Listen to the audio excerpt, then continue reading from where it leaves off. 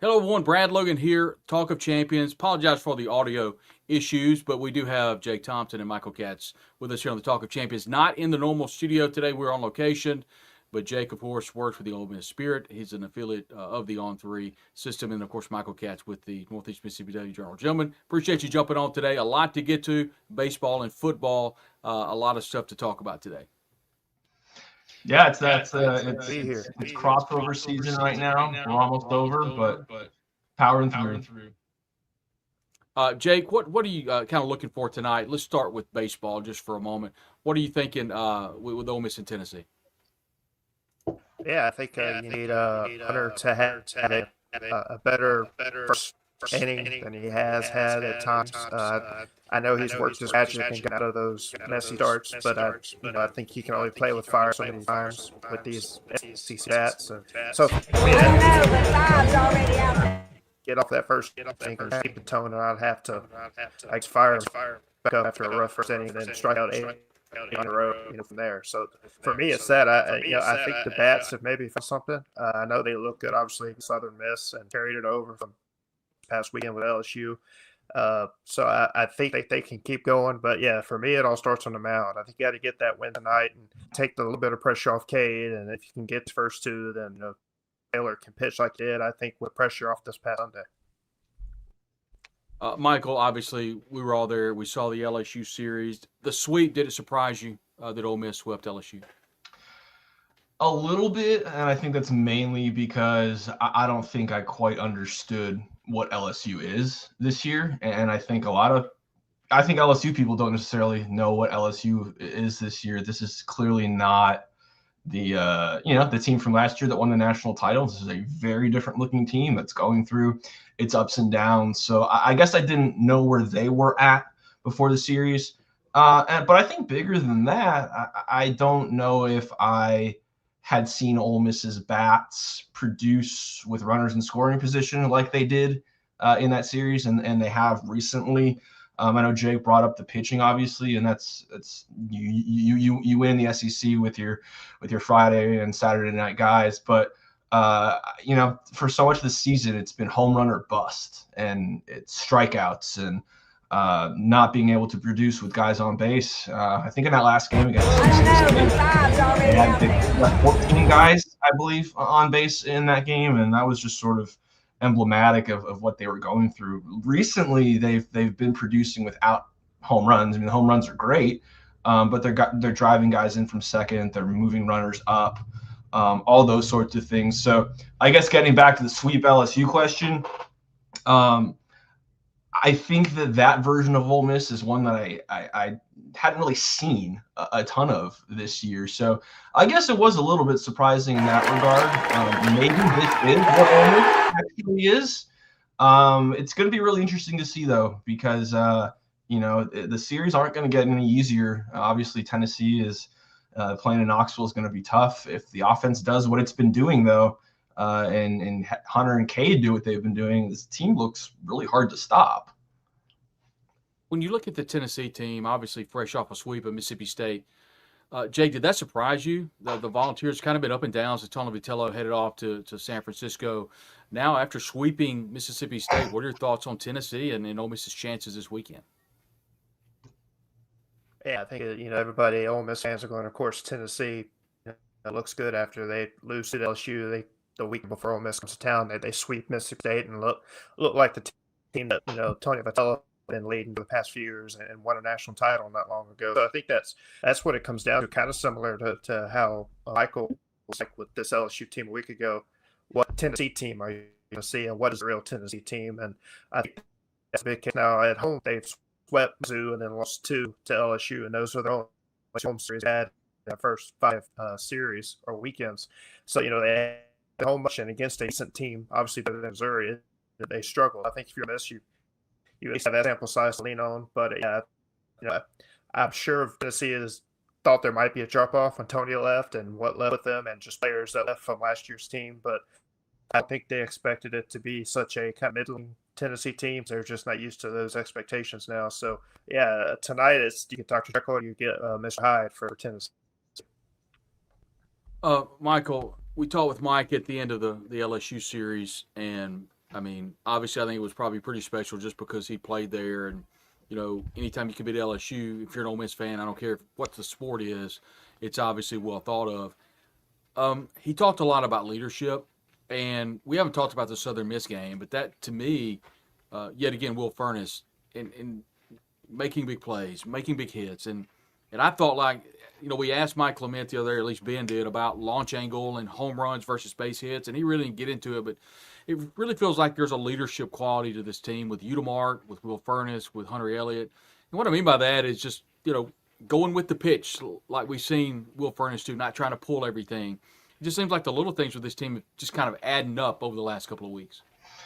Yeah, I remember after that state sweep, we asked Mike, do you think this team has the leaders it needs to be able to rebound from this? And, Mike isn't like he doesn't like looking at those sorts of things mid-season. He definitely likes looking at that after the season. But he did say, guys like Furness and whatnot, those are guys who you feel pretty good about being able to get you out of this. And, I mean, what a turnaround it's been.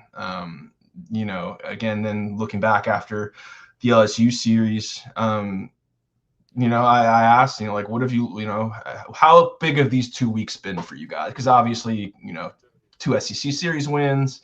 I think it was 7 out of 8 overall, all that sort of stuff. Mike went back to, it's not so much like the wins and making progress in the SEC standings. It's more of the resilience they showed. They got hit in the gut. It's either going to go one of two ways. Are you going to bounce back, or are you going to lay down? And this team didn't lay down. And I think that goes back to leaders like Will and Hunter Elliott and Judd and guys who have really sort of seen everything at this program. This isn't a team that's going to be phased by a lot. And I think when you have an older team, I think that's one of the benefits. And Mike Bianco has said it, old teams win in college baseball. And I think that in this era, sometimes you get these really young, talented teams, but, what do they do when they get swept? Do they know how to handle that sort of thing?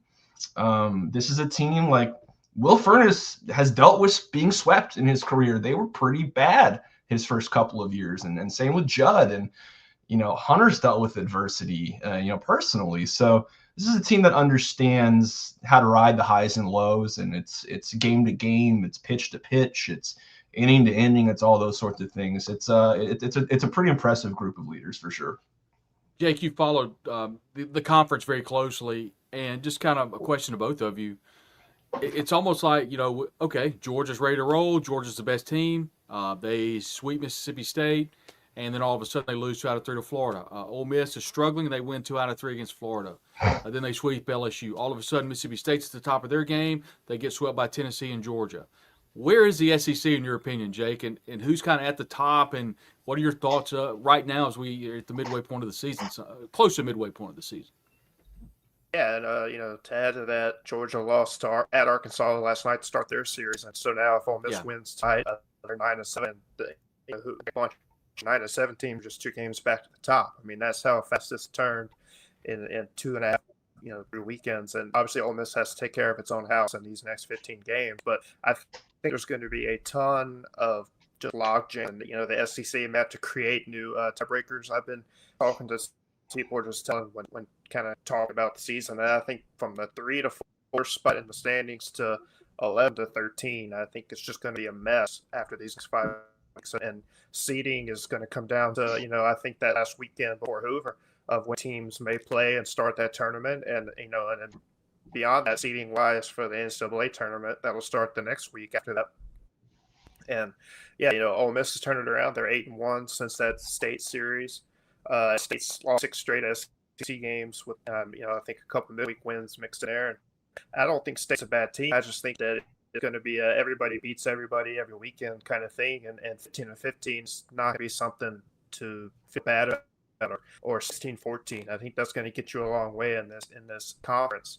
And, there may be a couple that pull ahead here at the end and be 1 and 2 and in that mix. But, yeah, if you can flirt with a 500 record or a couple above it, you're going to be sitting pretty if you miss. So I think you got to try to go at least 8-7 again at worst, and you're going to be okay. Mm-hmm.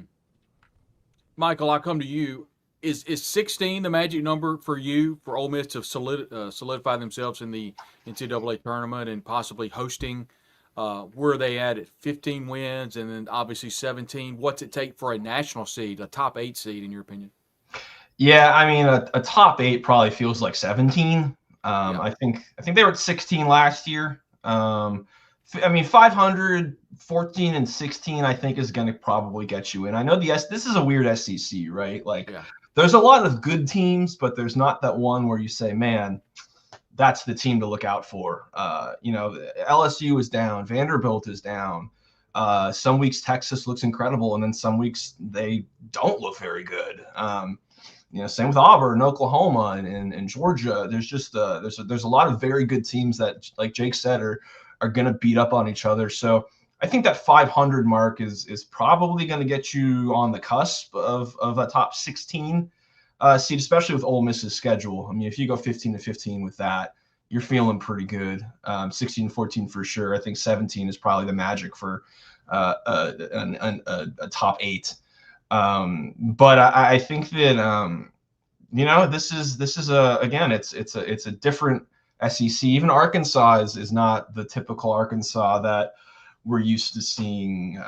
There's just a lot of parity in the conference right now. And there's always a lot of really good teams, but it's not usually where there isn't that super heavy hitter where you just know that's an Omaha team. I don't know if I feel that way about any particular team, because on a week-to-week basis, it's so all over the place. So a long way of saying I think that 500, 14 and 16, I think you are for sure in. The 13-17 conversation comes up every year, and that's, I don't think you want to play roulette like that. But I think 500 for sure. 16-14, I think you're pretty comfortable hosting. And then 17 and 13, I think you feel really, really, really good about that top 8 seed. Jake, has this pitching staff surprised you? Obviously, we knew Hunter Elliott would be good. You wrote a great story, by the way, on the Ole Miss Spirit. That's an affiliate of On3. You can join over on top of Michael's head there at that QR code and come on board and read everything you need to know about the Ole Miss Spirit and Ole Miss athletics. But anyway, it was a good story I thought you wrote about Walker Hooks and looking at the rest of Taylor Rabe. And this staff has been really, really good. Who has surprised you on this staff? And what are your thoughts with Hunter Elliott early, and then, of course, Hooks and the remainder of this pitching staff and Kay Townsend? Yeah, no, I think once Hunter was coming back, or we was coming back in the summer, we pulled his name out of the draft, or however it went in July, I think everybody felt good.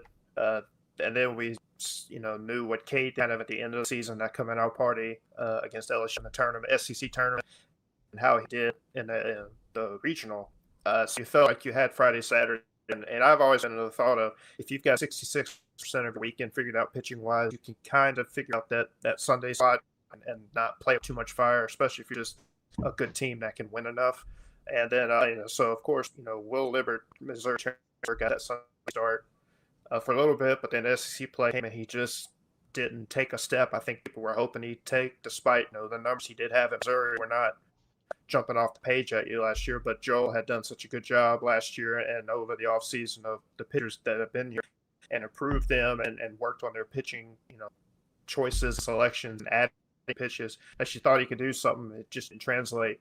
And about a month ago, I think, when Ole Miss was at Pittsburgh playing Southern to start that first SC weekend, Mike said, we're kind of playing with everything, and one of those things was maybe Taylor being a closer, because just didn't have a closer option. But then we see Taylor became the Sunday guy, and he's excelled. He played really well, and he has 2 chances there in that spot. And so I think that's maybe solidified at least right now. And then you see what Walker Hooks has done these past 4 outings. I mean, twice against Florida, twice against LSU, and he's put up major numbers. Pitchers who are eligible for the stats in SEC play. He's got one of the top 5 ERAs just overall in SEC play, and that's obviously that's what you want, and that's what they were hoping he could do. Mike kind of talked to us this past weekend during the LSU series about Hooks and said Joel was high on him being a back-end guy before Mike was, and Mike kind of had acquiesced to that idea once there wasn't closer that that took the spot. And yeah, I kind of wrote it, and a little biased with the former, Rendon alums kind of stick up for each other there. But it's good to see him playing well because I've had former coach text him every week. For a while, I didn't have great news about his outings, but these past 2 weekends they've been positive updates, and so it's good to see not just from that perspective, but just from Ole Miss's perspective of they've got arms and they're a really good staff. If they could just quit playing musical chairs with their roles outside of the starters, I think this is something that can carry them, especially as we already talked about if the bats can get hot. We'll go to Michael. Before we do, Michael, I want to say if you're into long form reading, encourage you to go to Daily Journal. That's djournal.com and read all about Michael's great articles that he writes in regards to every sport at Ole Miss. You can follow him on X at Michael L. Katz. He's, of course, Jake Thompson on 3 on X. And, Michael, we'll come to you. One thing I really like what you do on X is you kind of have a long form answer. Or if there's a good answer by Coach Pete Golding or others, players, everything, you kind of dictate that, and we really enjoy that. I'll come to you and ask you kind of a broad picture question. If you look at Mike Bianco, and you've covered this program for a number of years, and maybe it's Jake Mangrum coming in, but what have you seen out of Mike in regards to adapting? What have you seen out of Mike in regards to lineup construction and specifically possibly the pitching lineup, calling pitches? What have you seen from Mike over the last couple of years in regards to adapting? I think the biggest thing was handing over the reins of pitching. And I know that's a really easy thing to go to. And that's something that, even when Ole Miss was really, really good, I know fans were asking for at times. That's just a lot to put on a manager or a head coach, right? And I think that, Mike is a guy who has built this program up and he wants to manage every part of it. And, it just wasn't working for a couple of years. And he understood that in order for, to get this thing back on track, he needed a pitching coach. And he found a great one in Joel. Joel's done an incredible job over the last couple of years, really solidifying what they do and, helping the pitchers with their psyches and all those sorts of things. And not just the mechanical stuff and the on field. You talk to any of the pitchers and they talk about what a huge impact Joel has had, not just on how to throw a slider or adding a cutter or whatever it is. It's all the little things too, mentally and emotionally and stuff like that. So, and I think that too took something off Mike too. Mike's got a whole program to run. I think that's a lot to put on one guy. And of course, there's navigating the transfer portal and they had some classes where they whiffed. A couple years ago, they had a couple guys who it just didn't work. And you're always going to have that happen. But when you're depending on those guys, it's really, really tough to miss on 2. When you're only taking in, 5, 6, 7, whatever it is. So, it seems like the last couple of years they've hit in the portal. I think, Becerra is one of the great hits this year. I know he's been a little bit up and down lately, but this was a guy who I think had like 13 career home runs at Clemson, something like that. And obviously he went through some injuries and whatnot. I think he's got 15 right now. So, he's been a huge part of what they've done. They've hit on that, they hit on the outfield last year. But I think the big thing too is with the pitchers, they've hit on homegrown guys recently, guys like Hunter, guys like Walker Hooks, guys like Cade Townsend. I know he's from California. He's from my neck of the woods. I remember hearing about him when he was coming up. And I talked to a high school coach who coached against him. I was like, give me a scouting report. And he said, amazing stuff, but wild. And that was all we saw last year. And now we see a guy who has pinpoint control. And I think that's a credit to Joel and the same thing with Rabe. Rabe was, obviously dealt with injuries to start his career. But he looks like a seasoned guy now. And so I think that Mike being able to delegate and realizing that right now you can't do everything. Like you're a head coach, you're a general manager, like you are so many things right now. You need to be able to delegate. And I think that's a credit to him for being able to do that. And it's worked really well. Jake, there have been a lot of pleasant surprises on the team this year, whether it be Cannon Golden, whether it be Owen Pano, whether it be at the plate. Braden Randall has had some big hits.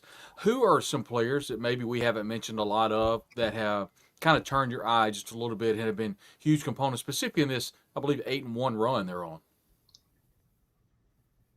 Yeah, I think a lot of it is Aiden Federico's figured out something had kind of started at the Florida series. Just his bat finally got working there in the 9-hole, and then they've moved him up a little bit after that, and that was something to see. And then, of course, we've all been on the Owen Pano saga for a year and a half now. Finally, putting him in the H spot, but with Colin Reuter just kind of a swamp scuffling.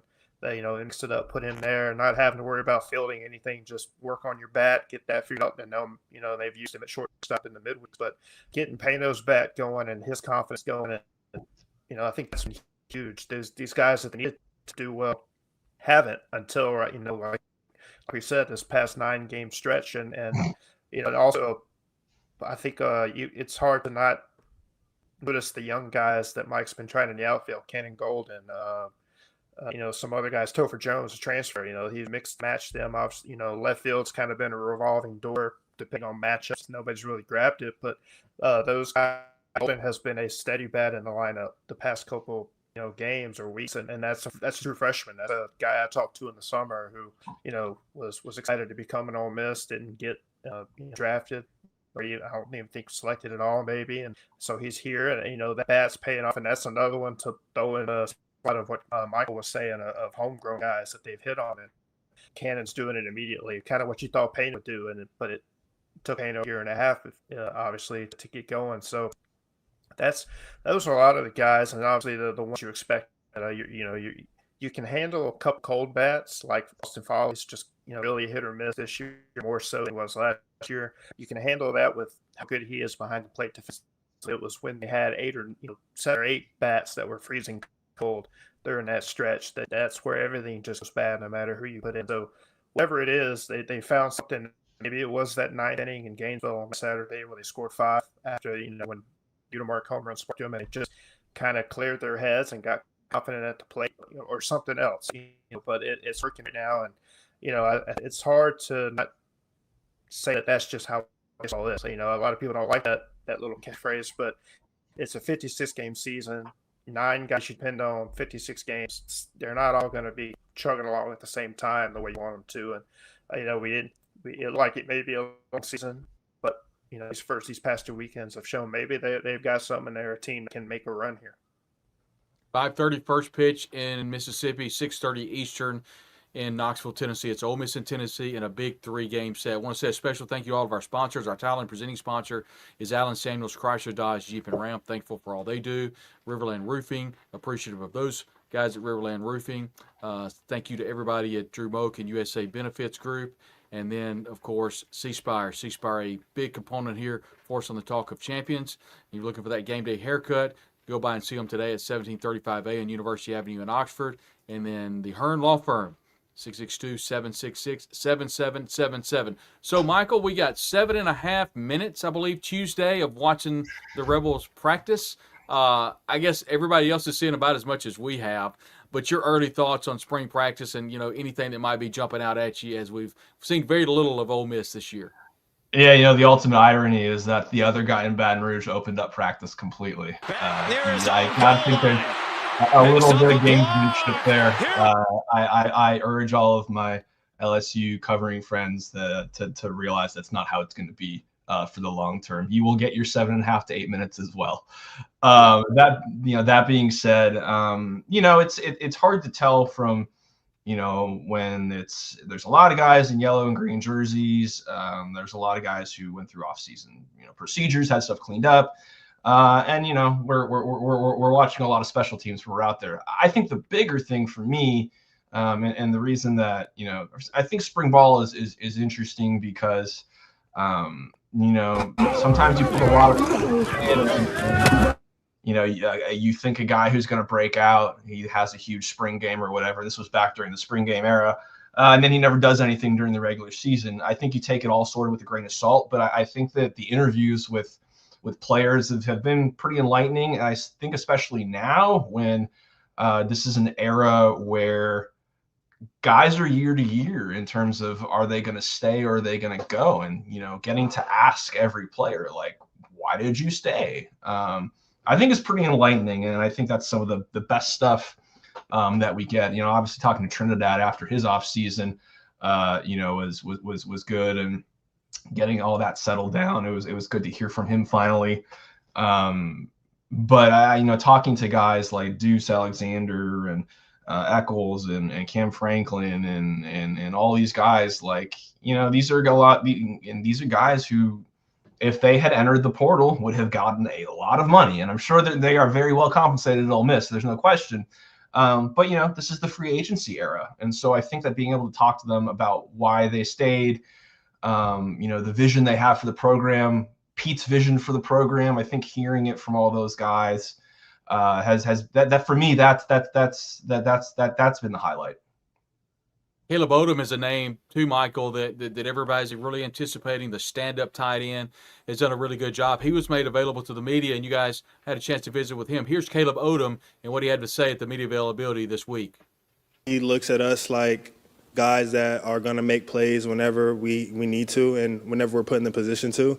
And so I think it's definitely an advantage, from any other school. I think JDB has a great idea of what he wants to accomplish with tight ends. And so I think, all of us are ready for that, and we're ready to make plays. Has this spring been better for you in terms of just having your role defined now? And I know you were kind of splitting time in rooms throughout last year before they kind of moved you to tight end. Yeah, no, it's definitely more defined now, strictly tight end and, moving around and stuff. But I put on a lot of weight, and I've been trying to, really embody that role. And so I think it's definitely defined, and now I'm just getting my technique and stuff down and really trying to just hone in on all my, the aspects of the tight end game. How would you assess your first year here? What went well for you? What were some things you could have worked on? Yeah, I would assess my first year here. It's pretty average. I think I could have did a lot of things better. I think with the position switch, it was kind of a lot for me at first, and I was able to kind of just focus and get into the tight end role. But I think for the most part, a lot of things went good. I think a lot of things went also not great. I think a lot of the drops I had were definitely an issue, and I'm looking to fix those this year and really try and just be more of the player I know I can be, because I definitely know I can make a bigger impact than I did last year. So that's the goal. Maybe you answered this, but how does last year help you become a better player this year? Yeah, I mean, just ultimately being in the positions I was last year, it's good film to watch. Some of the games that I was in and the plays that I was making into this year, it's the same offense pretty much, just different terminology, and so I think that's very helpful. To kind of expand on that a little bit and just the improvement aspect, how have you seen yourself become maybe even a better run blocker as well? Mm-hmm. Yeah, I would just think technique, but Coach Woodle, our tight end coach, tells us that, playing fast overcomes any technical issue. So you really just got to play fast and just want to go in there and strike guys. So that's the ultimate thing. It's just a mindset. Were there any role defined now? And I know you were kind of splitting time in rooms.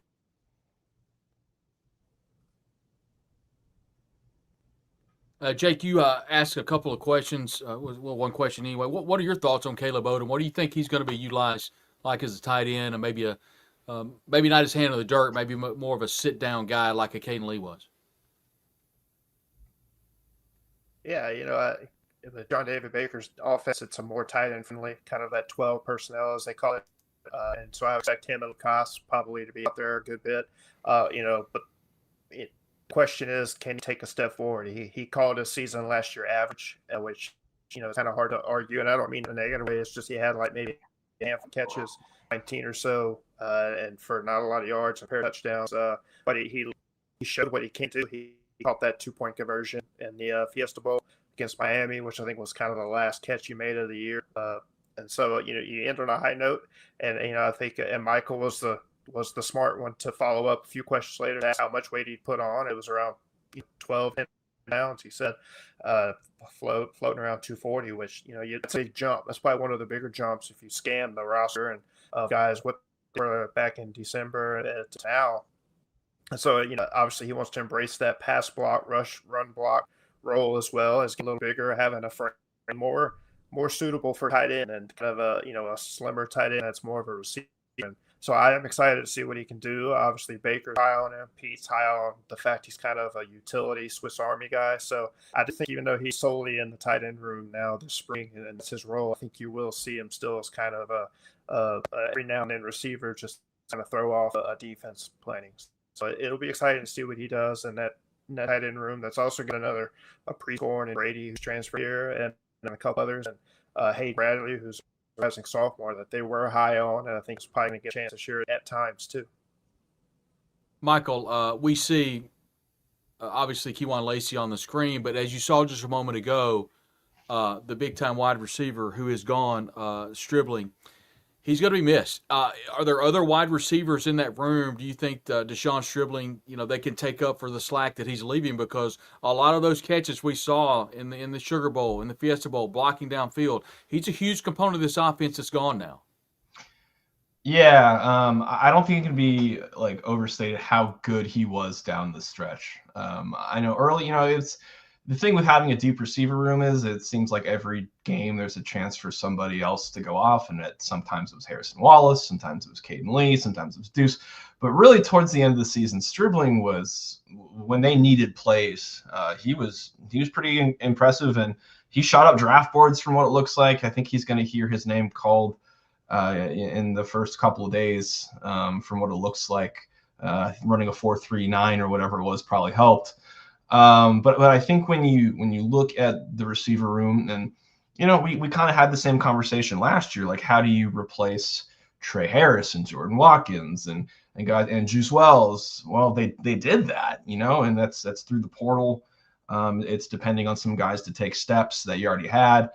I think that Gill from Syracuse is a big one. I think he has a chance to be a really good playmaker. Jonte Cook was one of the highest recruited receivers in the country. He's obviously had some stuff, personal stuff, and he's been on a couple of teams, but when he's right, he's as talented as they come. Deuce Alexander, they don't just give number ones out at Ole Miss. He had to earn that. And he's a playmaker. He's one of those guys who decided to stay. So I think this receiver room has, kind of like it did last year, a lot of different skill sets. They have some jump guys who can win jump balls. They have some possession guys. They have the speedsters. They have the underneath guys. And they have a lot of guys who can do a lot of different things. It's kind of hard to say who's going to be their Stribling as of right now, especially since we haven't seen a ton of them practicing. And then of course, you can't forget Caleb Cunningham, who there's a reason he was a 5-star. I think people are expecting him to take a step too. So I think they probably have to feel pretty good, within that group of really talented guys, that they are going to find the different sort of the types of receivers that they need to have different roles, the different niche receivers that they've done a really good job of filling the last couple of years. Jake, we saw just a moment ago, and it may have been you, maybe Michael, I'm not sure who it was, but it said quite possibly the play of the year could have been Bryson Sanders not decleating the Georgia defender that would have brought that play back. Obviously would see it was a huge first down of Kewan Lacey getting the first down. That interior offensive line appears to be set. From an outside standpoint, what are you kind of thinking about in regards to outside right tackle and left tackle for Ole Miss? Yeah, I mean, no, go ahead, Jake. Michael might can add more to this, but I think it's still a work in progress. That's the one area that Pete hadn't really settled on, and I don't think anybody has settled on. Of course, we don't know who's been rotating out there, because we don't get to see practice. But I think Kern and some other guys, some new guys, are going to have to step up. That's once it's going to be an Ole Miss offensive line. That's kind of the question mark, at least at the start of the season, to how this offense is going to go and give Trinidad time in the pocket. Yeah, Michael, I come to you about the offensive line. They were really good last year, and it really felt like that they got a lot from Jaden Williams down the stretch, along with Diego Pounds. I mean, they weren't world beaters by any stretch, but they're going to be tough to replace.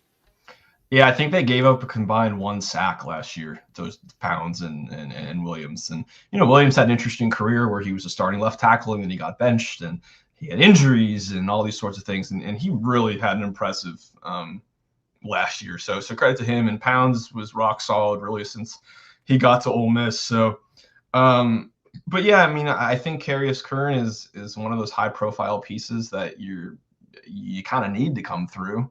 They got Kinsler from Miami, who's played a lot of ball, not necessarily as a starter, but I think he played in every game last year for Miami.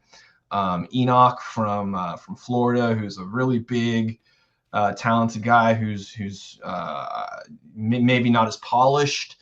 So yeah, I mean, again, when you have Sanders and Kudus and Townsend, that's a rock solid group. Outside it's gonna be interesting to see. And I remember I asked Pete that a couple of weeks ago, and kind of like Jake said, he basically was like, we don't know. This is gonna last till August probably, to figure out how all the pieces fit. Again, it's hard to expect your two tackles to give up one combined sack in a 15-game season. I mean, that was pretty incredible what they did last year. But I think there's talent there that they can make it through for sure. Defensively, we had a chance to visit with Antonio Kite not long ago, earlier this week. And Jake, what were your thoughts about Antonio Kite? Your thoughts about this defense heading into the season? It feels like they've really retooled that defensive backfield. Yeah, I think the secondary is going to be a little bit better even last year because it kind of down to Kite and Braxton being two guys that kind of hold it together there. Obviously a lot was made of Kite leaving Auburn this time last year and the reasons why and whatever those were, and only playing 8 games this final season there. And then they came here and no problems that we heard of as off the field or disciplinary or anything, and became one of the better secondary players at Golding. And I think he was asked yesterday why did he come back, and he said it was for Pete. He liked that relationship with Pete and building on it, and obviously Pete being a head coach, that's going to make it even a more reason to come. So no, I'm excited about the secondary because I don't think they're as much of a weak spot as they had been last year, and it kind of was all year, and we saw it kind of there at the end in the Fiesta Bowl, or where Carson able to make some plays that just because of you guys or just lack of talent, what are you going to call it? But I'm excited about that one. Defense, yeah, that was kind of the first. I was excited about Pete made a lot of noise on first in the transfer portal was the defense, which clearly those guys he was familiar with because that's what he was recruiting before obviously everything changed for him and responsibility-wise November 30th. So the linebackers, I think, upgraded from what they had, which kind of been talked about at museum, a few different arenas at this point. And defensive line, I like, obviously Will Eccles is going to be kind of your anchor, which brought in new edge guys. But I think they have a lot of, upside. So that's the side of the ball that I think is going to play even better than it did last year. And you saw where that took them just a few months ago to being 14 seconds away from Miami and having a shot at a national title. So I get why, on paper, they're viewed high. But obviously we got to see it once they put the ball down in Nashville come Labor Day weekend against Louisville and move forward. But that defense should be enough talent to get them back in the playoffs and make another run. As Jay pointed out, Antonio Kite really excited about playing for Coach Pete Golding and another year in the system. We real close, so we was together at Alabama. I can't betray him and go anywhere else. He gave me a chance to come here, stuck his head out for me, so I owe him that. How big was last year for you in your development? It felt like you just kind of took your game to a next level in the secondary. Last year was big for me, my teammates and Coach Brown, Coach Pete, they really pushed me and made me work, and they made me strain and made me be a better me. You just fit better in this system, or what was it that kind of clicked for you last year? I can fit good anywhere. I mean, I'm a ball player. At the end of the day, I can do all things. Yeah, I guess when you mention, being close with Pete, you're not the first player to say that. What are some examples of being close with Pete, and what does he do as a coach that makes that easy to be? Well, first of all, he texts me outside of football. Like, he called me, we get on the phone. He just be him, childish. We just have fun. He a good dude. How have you seen yourself kind of excel with the spring camp since you did not have it last year? Like, what's your main goals, I should ask? Oh yeah, man. I've been doing better. You know, my teammates kind of pushed me a little bit more this year because my last year. So I just want the group to. I want to get the young guys better mostly, like just show them the right way, basically. Antonio, I wouldn't expect you to. Michael, taking a look at this defense, and one thing I thought was interesting that Pete Golding said is he pretty much said that at the end of the Miami game, that last couple of drives, they were give out. And there was not the depth that needed to be, whether it be on the defensive front or whether it be in the defensive backfield. What do you think about it? Do you think they've retooled this defense enough to at least get some depth for if they get down the ways in the season, they'll be able to have some quality depth? Yeah, I think that, again, like it's funny. I was looking through, like the season previews that get written every year, like the magazines, Athlon and Lindy's and stuff. And I wrote Ole Miss's last year, and I wrote that like the defensive line has a chance to be really, really good. Maybe not quite as good as the Walter Nolan group, but could be solid. So credit to me. I'm a prophet. The defensive line was very, very good. Will Eccles was as good of a defensive tackle as there was in the country at the end of last year. I don't think you can argue that. Cam Franklin came on hot. I think the biggest thing, so much of what Pete wants to do, I think he wants to be able to get pressure without having to blitz a ton. It helps open things up for the secondary and whatnot, and the secondary's improved for sure. There's no question. I think for me, I think the depth is they have a lot of really, really good pieces, and they brought more in. Boudreaux from Florida and the guy from Oregon and the guy from Alabama. I mean, there's tons of talent brought in on the edge and in the middle. I think the biggest thing is do you have that guy who can get you 10 sacks? I don't know if they do right now. I don't know who it would be. I think there's a chance. I mean, we've seen Suntaran Perkins do it before, but he's playing a different role than he is now. Last year was Princeville, who was as hot of an edge rusher as there was in the country towards the end. He's obviously no longer at Ole Miss. I think that's going to be the thing. I think they have the depth. Like, they're not going to get fatigued during games. I think the question, though, is, like, do you have that ace pass rusher or pass rushers, that guy who can take over a game, who can sort of seal it for you when you know your team needs to pin their ears back and get after the quarterback. Again, like, it was pretty clear that Miami was going to have to throw towards the end of that game, and there was nothing Ole Miss could really do about it. I think that's all about pass rush, and I think that's my biggest question is, do you have that guy who can be a 10-ish sack type? That's a great question with Prince Will and Miami Ellen headed off the NFL. I do believe that if Renaud can come in, if you can free up Perkins a little bit, that definitely could free up the edge. Before we get out of here today, I want to thank both of you, Jake Thompson and Michael Katz, for joining us here on the Talk of Champions on this Friday edition. Hope all of you have a great weekend.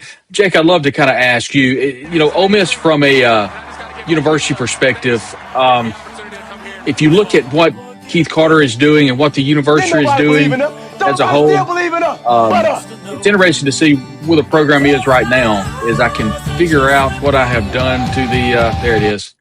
You're looking at the university as a whole. How are your thoughts about in regards to Keith Carter and the athletic program as a whole and kind of how he's done over his tenure in Oxford?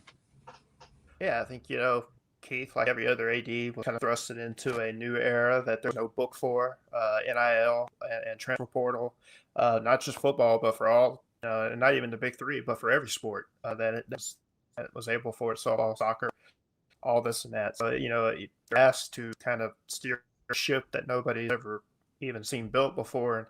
And, Keith has done that, I think, as well as anybody could. Obviously, Ole Miss was on the forefront of the NIL with Mississippi kind of being that state right after Florida, kind of allow it past it before it just became a blanket thing everywhere. So, under Kiffin got things going here for that, and it's carried over. And with basketball, obviously, the men's side is kind of up and down, scuffling a little bit right now. All's quiet on the portal front for the men, which got people nervous. But Keith has given the women's program everything and show everything they needed or asked for, and you've seen what she's been able to put together in her years and what they've done and the talent she's able to bring here because of the support they have, and obviously history with 2 players for the first time getting drafted in the WNBA the other night draft, and obviously soccer and softball are kind of up and down.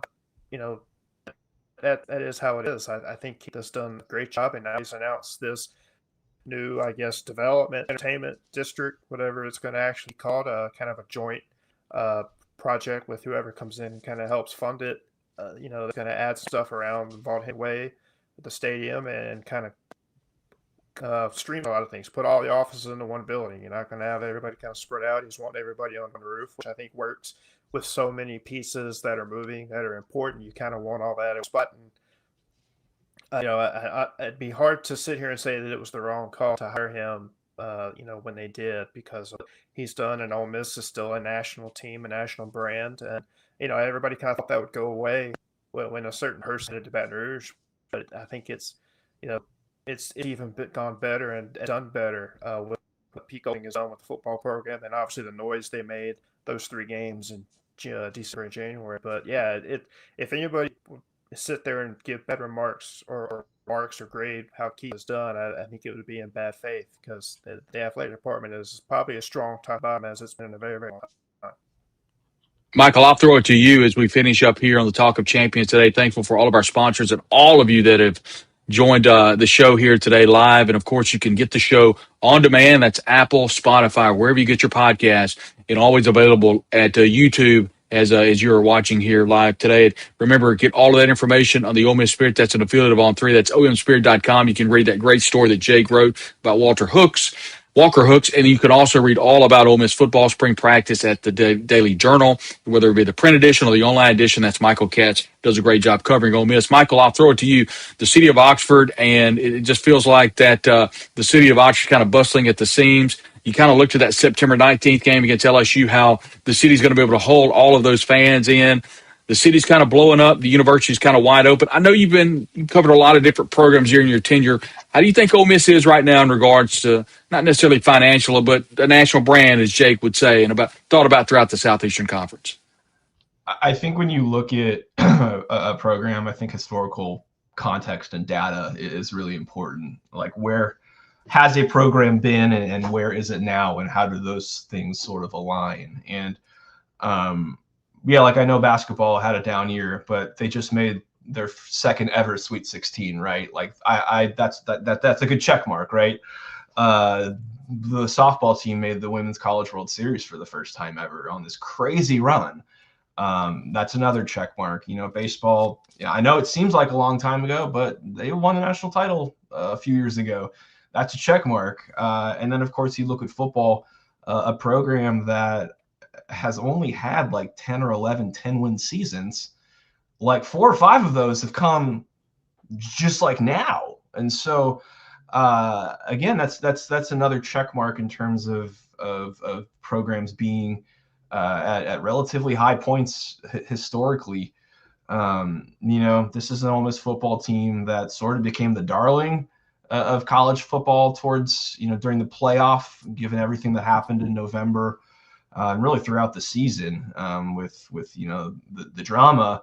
I think if you were an unbiased spectator, it was hard not to kind of pull for Ole Miss and Chambliss and his story and just everything that Ole Miss had gone through. And, they were 14 seconds away from playing for a national championship. So they have a lot of those pieces back, most importantly, the quarterback. I think brand-wise, in most sports, I think Ole Miss has to feel pretty good about where it is. Obviously you'd love to win a national title and everything every year, but it's not the way it works. But if you're looking at where Ole Miss is right now compared to where it has been historically, it's hard not to say that this isn't as good of a time as it's been all around. He's Michael Katz. Follow him online at Michael L. Katz on X. And, of course, djournal.com. The print or the online edition does a great job covering Ole Miss. And he's, of course, Jake Thompson, does a great job covering Ole Miss for the Ole Miss Spirit. That's omspirit.com, an affiliate of On3. You can click that QR code right up there and join the Ole Miss Spirit today. Or should I say, Jake, tell us any deals going on right now with the Ole Miss Spirit. Yeah, we still got for a few more days 50% off for new subscribers for a year, and that includes obviously access to the Athletic and everything Ole Miss offers, message board, community as well. So yeah, for 50% off new subscribers, if you're brand new, get half off for the year. I think that's running through the end of the basketball portal. So sometimes Tuesday or Wednesday that'll go away. So that's still good for this week. For Jake Thompson and Michael Katz, I'm Brad Logan. Stay locked in right here to the Talk of Champions. All things Ole Miss right here on the Talk of Champions. Thanks, everybody. We'll talk to you soon.